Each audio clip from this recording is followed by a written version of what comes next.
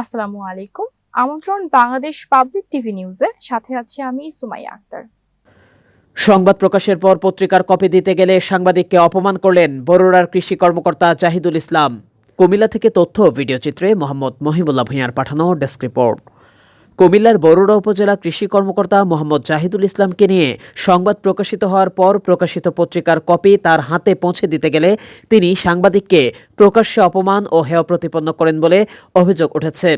একই সঙ্গে তার বিরুদ্ধে স্থানীয় সার ও কীটনাশক ডিলারদের কাছ থেকে মাসিক ভিত্তিতে অর্থ আদায়ের গুরুতর অভিযোগও রয়েছে। সম্প্রতি ধারণ করা একটি ভিডিও তথ্যচিত্রে পুরো ঘটনাটি স্পষ্টভাবে উঠে এসেছে। যেভাবে ঘটল ঘটনা, দৈনিক আশ্রয় প্রতিদিন পত্রিকার কুমিল্লা জেলা প্রতিনিধি মোহাম্মদ মহিবুল্লাহ বাবুল ভূঁইয়া বরুড়া উপজেলা কৃষি অফিসে গিয়ে কর্মকর্তা মোহাম্মদ জাহিদুল ইসলামের সঙ্গে সাক্ষাৎ করেন। সাক্ষাতের সময় তিনি পত্রিকার একটি কপি কর্মকর্তার হাতে তুলে দিয়ে বলেন, স্যার, আপনাদের বিষয়ে সংবাদ প্রকাশ করেছি, এই দেখুন।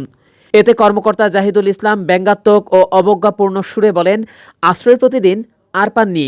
সাংবাদিক বিনয়ের সঙ্গে জবাব দেন, না স্যার, আর পাইনি।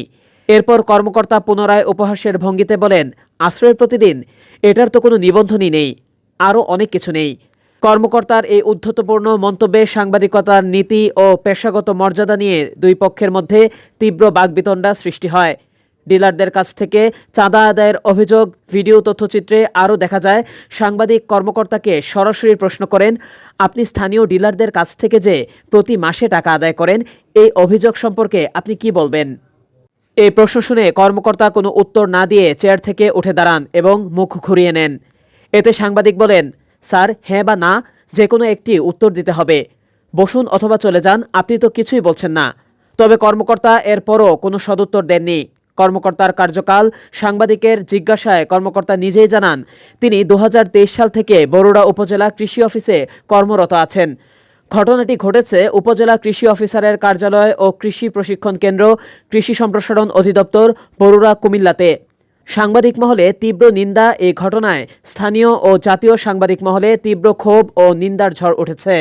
সরাসরি কার্যালয়ে পেশাদার সাংবাদিককে প্রকাশ্যে অপমান করার ঘটনাকে সাংবাদিকতার স্বাধীনতা ও মর্যাদার প্রতি সরাসরি আঘাত হিসেবে দেখছেন সংশ্লিষ্টরা।